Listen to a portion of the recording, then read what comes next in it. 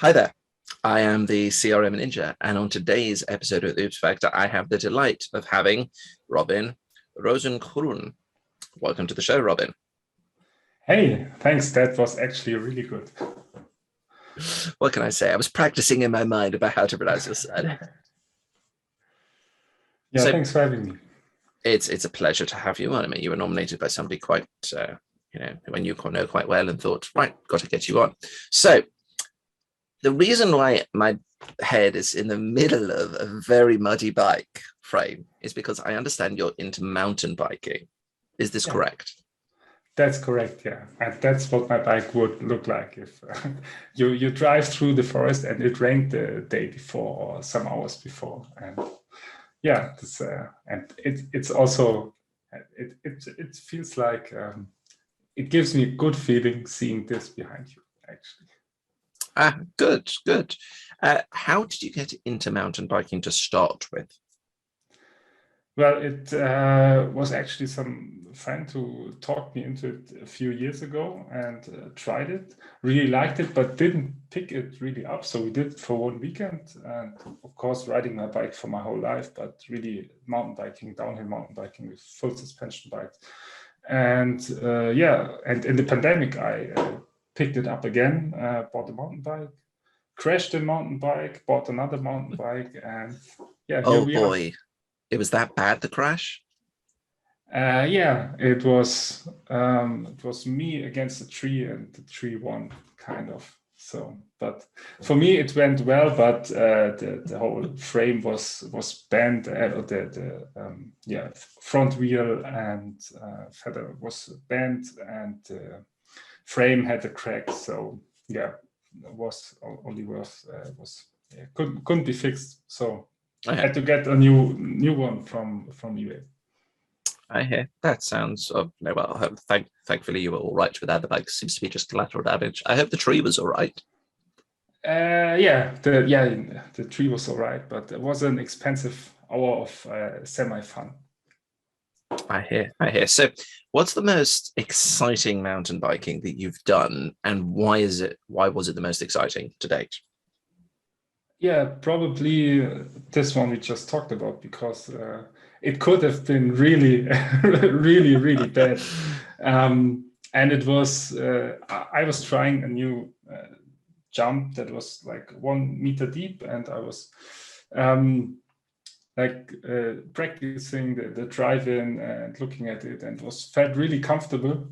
But I didn't check out the drive out of the jump. So so the jump went really well. Afterwards, get a little bit wonky, and then I looked up, saw a tree, looked down again, and yeah, that's the story. I hear. So not just mountain biking, like going downhill, actually doing jumps. I mean, in the days when I rode a mountain bike, I used to take it, to some woods occasionally and such.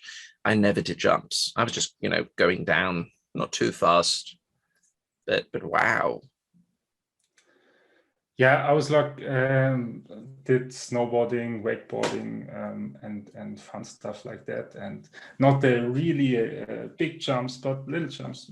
Really, you wouldn't giving you a nice sensation in your stomach when you're flying, and it's just a nice feeling, and I like it. And it's actually, when you hit the jumps right, it feels so smooth in whatever sports you're looking for.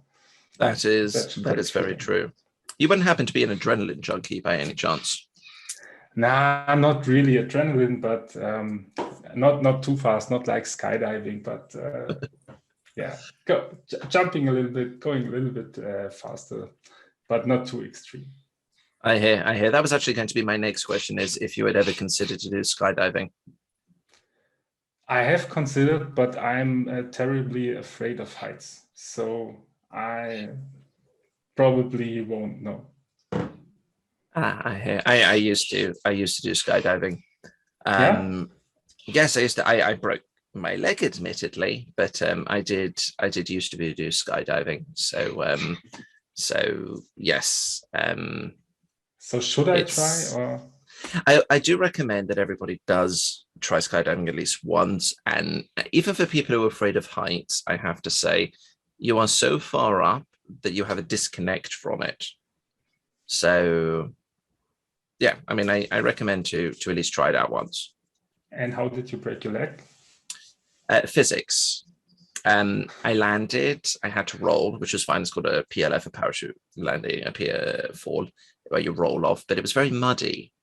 And my leg stayed, my right foot stayed where it was in the mud, and I moved off. I'm sure, obviously, familiar with physics, being obviously, taking a mountain bike downhill and gravity and things like that. Well, yes, that sort of, took over for it, and things happen like that. But now, I mean, I don't do skydiving anymore. I do ride my motorbike. I gave up cycling and I took up motorbiking. So, have you ever done motorbiking? No, that's I draw the line there. I think it would be fun, but I think that's too dangerous for me, and I think I could file a divorce immediately if I started motorbiking. Probably not the best thing to do. So moving on from mountain biking and associated rushes, because I totally get what you mean by that rush in your stomach, as you take off to the oops factor. What do you have to share with us today? Well, I have to share a SharePoint story and a Power SharePoint story. Yeah, because it was last year, and my company, I work in a larger company of 15,000 people. 15,000 people. 15,000, yes. Wow, that's a big company. Yeah, it's a major German energy supplier, southern German.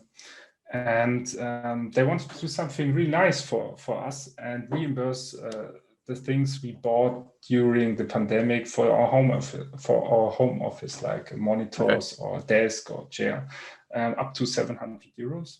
And nice. And as always, they had this idea on very short notice, like we want to do this next week. And I said, probably no problem. Sounds really easy. We just need a form going, and then put in the invoice and some more data, and then that's it. So just one screen, one form, like a small dialogue, check, and send it off. And everything was up and running after 1 day, so actually no problem. And then we wanted to put it live next week. Had intranet message prepared, and I knew it was going live by 9 o'clock in the morning. The message was going out at 9 o'clock, and I was excited. App is going live. Everything went smooth to this point. And then I clicked on the message, and then the replies started pouring in. I can't access the app. I get error messages. And I was, oh no. I quickly typed in 10 times, like, working on it. Please try again. I get back to you. And yeah, I swear I did set permissions for everyone to access this list, but it somehow, probably I didn't, but I swear we tested this with lots of people, and I set it up, but it was gone the next morning. And yeah, no one had permission to get on this list.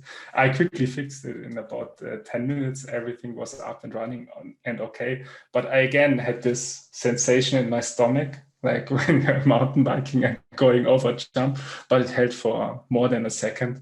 And yeah, that was my oops factor right there.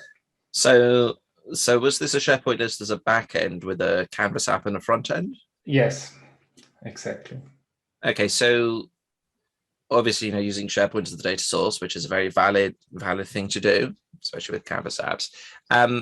Were people actually able to load the app, or the app itself wasn't loading?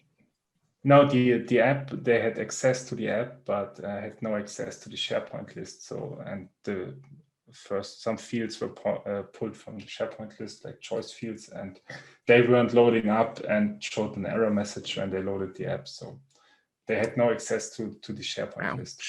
Yeah. So people were loading the app, and the app wasn't then loading properly for them, and obviously they weren't able to submit what they needed.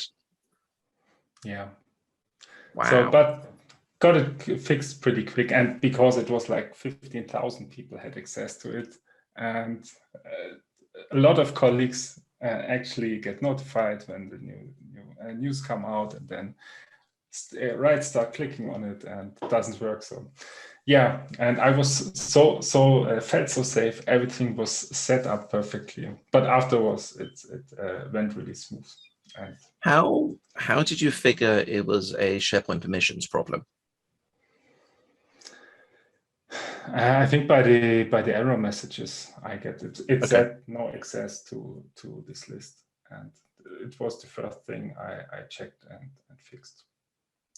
Okay, so obviously, when creating things, you know, wherever the resource sits, whether it's in SharePoint, whether it's in Dataverse, whether it's somebody else, permissions are vitally important. Was it that when you tested it out, you had it in a test environment with a test SharePoint list? Or was it that same SharePoint list that you were actually doing? It was short notice. We just winged it, and no safe ground there. We just developed in the live system. And I think the problem was that everyone that was in the beginning was set as an admin of the list. So they could access everything and could access the data for reimbursing the people. And I think these were the people, must have been the people testing, and everything, surprise, surprise, they had permission. So everything went fine, but the rest of the company didn't have permission. I'm not going to go into the whole developing of the live environment, right? Because we all know what best practice is around that. I'm not going to get into that. Obviously, this was very short notice and needed to be done. But it's interesting how many times the people who are creating the apps or testing it have essentially admin rights, and they go, everything works fine, and then it actually gets rolled out, and people realize they don't actually have the right level of permissions because they're not admins. Yeah, what can I say? Guilty. Have you ever come across this before? No, actually not. Well, it's just some stuff more complicated, like giving permissions via Active Directory groups or something, and there's something not working for single people, but not for 15,000 people, like this one before. Scaling things up there. So if you hadn't been rushed, because, you know, these saying this is last minute stuff and done it, what approach would you have taken to ensure that this wouldn't have that this couldn't have happened, for instance? Yeah, get more random people to test. So it's actually something I learned from that, and really thinking of not just letting anybody like the admins test, but getting random people to test. So some people, you know, from the company who need to use your app anyway, and ask them to run it when probably nobody knows the link and can't access. So just have everything set up, and and of course proper ALM. So set up a test environment, and but I probably still wouldn't do it for an app that is that small in size. So even with an app that small in size, you know, everybody talks about ALM, but there is, of course, I refer to it normally as two flavors of ALM. There's the automated ALM and there's manual ALM, because you can export a solution and then manually import it. You don't need to set up pipelines in Azure DevOps and everything else and Git repositories and things like that. But it is the best practice, even for an app that's that lightweight. I feel it should always be done like that. Because if you need to tweak something, you don't want it to be tweaked live and immediately there for people to access it and without testing it properly. Yes, I hear you, but that's how I am. That's fine. Probably. I need to find a middle ground. Or it's, of course, it's right what you're saying, but I need to remember it, and need to hear on that advice, and learn from that advice. Yeah. I mean, I'll share with you a quick story, which is working on a project with a customer last year. And we had a customer, we refer to them as the admin team. They didn't have administrator privileges, but they were the admin team because they were doing builds on their side as well as us doing builds on our side, all in their tenant. And we built the development environment, we deployed it to the test environment, and everything worked, and they signed everything off. We're using Azure DevOps for project management, so they signed everything off. And I got to the production system, and suddenly they said, nothing's working. And it turns out the reason nothing was working is because they had assigned certain out-the-box security privileges to themselves, which gave a higher level of privileges than they actually had in the production environment, because we had, said, what do you want in the security wall and how to spec it out. So it does happen from time to time. And it's something that often trips up. It's not just ourselves as the people developing it, but, customers were testing if they have those high level of permissions. For them, it will work fine. But then when things actually go into production, it just won't. Yeah, that's just my story. So yeah, I'm glad I'm not the only one. But yeah, I learned from that to double check more things. And so let's see. So my last question to you on this is, how many emails did you get? You say you were, 15,000 people is a very large company. And especially if you're saying the company is there to provide up to 700 euros for expenses, I'm sure people were like, we want this app to come in, we need to hit it. How many emails did you get that it wasn't working? Well, luckily it was, we use a SharePoint intranet, and comments were enabled underneath, and they didn't know I developed the app. So they just started commenting underneath the article, and I got no email at all. I think one from a friend that knew that I did it, but that was okay. And especially because I started typing, I'm working on it, so the people read that someone is working on it, and stopped commenting. And it was just really lucky that I, by pure chance, looked into the article right after it got published, and yeah, saw that something is not working. Otherwise, yeah, it would have been a lot bigger issue, because more people were affected. I can imagine, and I'm very thankful your inbox did not get overloaded. Brilliant. Well, Robin, thank you so much for coming on the show. I really appreciated having you on it. Yeah, thanks for having me. Tell me when you try your first mountain bike jump, and I'll let you know when I go skydiving for the first time. Definitely. Sounds great. Viewers, we hope that you've enjoyed this episode. Feel free to check out the rest of the Oops Like to playlist, subscribe to the channel, and take a look at the blog. And if you would like to come on, hit the link somewhere in the description below, put your details in, and I'd love to have you on the show. But above all, have an amazing day.